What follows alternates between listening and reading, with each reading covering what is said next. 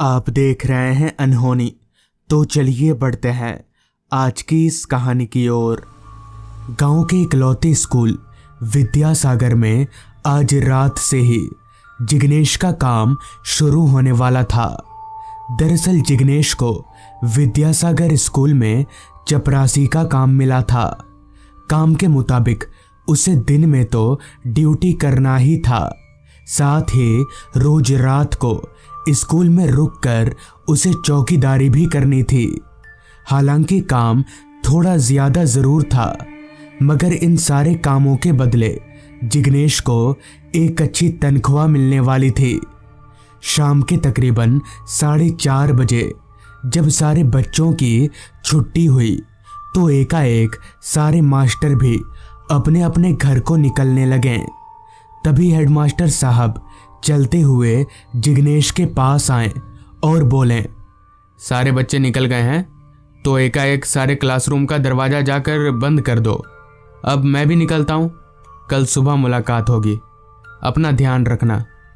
इतना कहकर हेडमास्टर साहब एक तरफ चले गए और जिग्नेश सभी कमरों का दरवाज़ा बंद करने के लिए दूसरी तरफ चला गया। बच्चों की शोर से गूंजता स्कूल अब धीरे धीरे खामोशी के गिरफ्त में था। सारे कमरों का दरवाज़ा बंद करने के बाद जिग्नेश जब तक नीचे आया तब तक पूरी तरह से अंधेरा हो चुका था, जो कि इस ठंड के मौसम में लाजमी ही था। स्कूल 3 मंजिला था और कमरों की कोई कमी नहीं थी, इसलिए जिग्नेश कहीं पर भी 2-3 बेंचों को सटाकर आराम से सो सकता था। रजाई और बिस्तर वगैरह सब कुछ उसे स्कूल की तरफ से ही मिला था। अंधेरा हो जाने के बाद स्कूल देखने में बड़ा अजीब सा लग रहा था।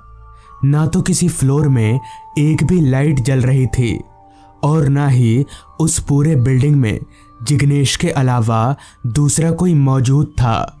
जिग्नेश को स्कूल में रात बिताने को लेकर कहीं ना कहीं थोड़ी घबराहट भी हो रही थी, क्योंकि इस काम में आज उसका पहला दिन था। खैर, एक लंबी सांस भरकर जिग्नेश सोचने लगा कि आज वो किस मंजिल पर रहेगा। ग्राउंड फ्लोर के सभी कमरों में ताला लगा हुआ था, क्योंकि वो सारे कमरे सामानों से भरे पड़े थे। इसलिए अब जिग्नेश या तो दूसरे फ्लोर में रुक सकता था या फिर तीसरे फ्लोर में। बहुत सोचने के बाद जिग्नेश ने दूसरी मंजिल पर रात कटाने का फैसला किया और मन में ये ठानते ही वो सीढ़ियां चढ़कर दूसरी मंजिल पर जाने लगा। जिग्नेश अभी सीढ़ियां चढ़ ही रहा था कि तभी उसे ऐसा महसूस होने लगा जैसे कोई उसके साथ साथ सीढ़ियां चढ़ रहा हो, क्योंकि जिग्नेश अपने कदमों के साथ साथ किसी और के कदमों की आवाज भी साफ तौर पर सुन पा रहा था। उसने तुरंत अपनी टॉर्च की लाइट चारों तरफ घुमाई, मगर टॉर्च की रोशनी में टूटी फूटी पुरानी सीढ़ियों को छोड़कर बाकी कुछ जिग्नेश को नहीं दिखा। जिग्नेश को लगा ये उसके मन का वहम होगा, मगर जब जिग्नेश सीढ़ियां चढ़कर दूसरी मंजिल पर रुका तब भी वो सीढ़ियां चढ़ने की आवाज आती रही और आवाज सुनकर जिग्नेश ने यह साफ तौर पर महसूस किया कि वो सीढ़ी चढ़ने की आवाज धीरे धीरे तीसरी मंजिल पर जाकर खत्म हो गई।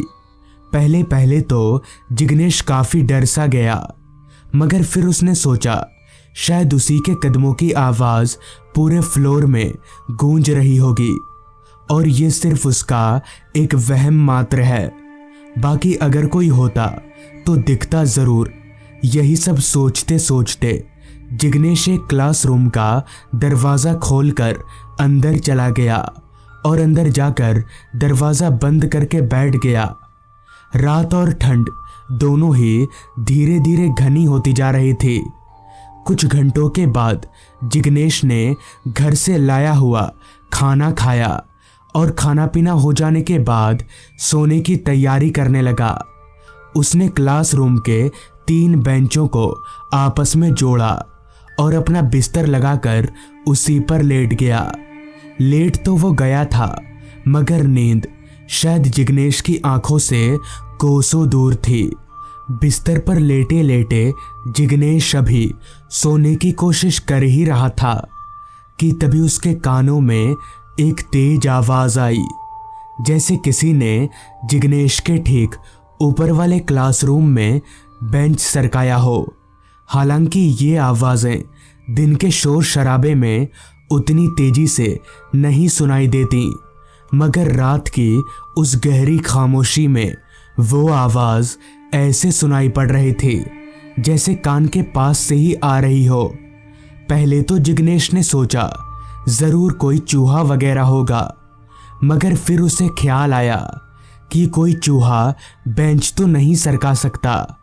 हालांकि उसकी हिम्मत जवाब दे रही थी, मगर फिर भी हिम्मत जुटाकर उसने तीसरी मंजिल पर जाने के लिए खुद को तैयार कर ही लिया और टॉर्च उठाकर तीसरी मंजिल की तरफ चलता बना।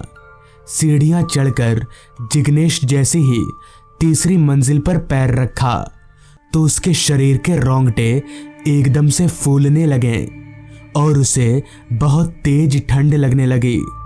अब ऐसा क्यों हो रहा था, जिग्नेश को कोई आइडिया नहीं था। उसे तो ऐसा ही लग रहा था कि शायद यहाँ इस तीसरी मंजिल पर ठंड ज़्यादा है, लिहाजा वो आगे बढ़ने लगा। चलते चलते वो हर एक क्लासरूम के दरवाजे पर टॉर्च मार मार कर देख रहा था कि कहीं किसी कमरे का दरवाज़ा खुला हुआ तो नहीं है। अभी वो टॉर्च मारते मारते आगे बढ़ ही रहा था कि तभी उसने देखा कि एक क्लासरूम का दरवाज़ा खुला हुआ है। उस खुले हुए दरवाजे को देखकर जिग्नेश को बहुत हैरानी हुई कि आखिर ये दरवाज़ा अपने आप ही खुला तो खुला कैसे, क्योंकि जिग्नेश को अच्छे से याद है कि उसने इस कमरे का दरवाज़ा सही से बंद किया था। खैर, डरते डरते जिग्नेश उस क्लासरूम में दाखिल हुआ। टॉर्च घुमाकर चारों तरफ देखा, मगर उस कमरे में कोई नहीं था और ना ही कोई बेंच अपनी जगह से हिला हुआ नजर आ रहा था। सब कुछ बिल्कुल नॉर्मल था। पूरा कमरा जांच लेने के बाद भी जब जिग्नेश को कोई अजीब चीज नहीं दिखी तो वो कमरे से बाहर निकला और दरवाज़ा लॉक करके वापस दूसरी मंजिल पर जाने के लिए सीढ़ियों की तरफ जाने लगा। जिग्नेश अभी सीढ़ियों की तरफ जा ही रहा था कि तभी उसे पीछे की तरफ से किसी के फ्लोर पर दौड़ने की आवाज़ आने लगी। आवाज़ सुनकर जिग्नेश चौंकते हुए एकदम से पीछे मुड़ा, मगर पीछे कोई नहीं था। जिग्नेश को अब समझ आने लगा था कि ज़रूर दाल में कुछ काला है, इसलिए वो अपने कदम तेजी से चलाने लगा।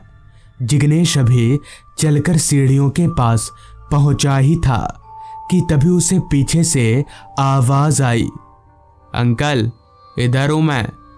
उस आवाज़ को सुनकर जिग्नेश के बदन में खून की जगह डर दौड़ने लगा, मगर फिर भी हिम्मत जुटाकर वो पीछे पलटा तो पाया कि फ्लोर के उस तरफ जहां लोहे की रेलिंग लगी हुई थी, उस तरफ एक बच्चा रेलिंग के ऊपर खड़ा है। उस बच्चे की उम्र यही कोई 15-16 साल के आसपास की रही होगी। तभी उस बच्चे ने चिल्लाकर जिग्नेश को कहा, अंकल टॉर्च मत जलाओ। जिग्नेश को कुछ समझ नहीं आ रहा था कि वो उस बच्चे को क्या जवाब दे। वो किसी भूत की तरह खड़े होकर सिर्फ उस बच्चे को देखे जा रहा था, मगर तभी उस बच्चे ने जिग्नेश की तरफ देखते हुए बिल्डिंग से नीचे छलांग लगा दी।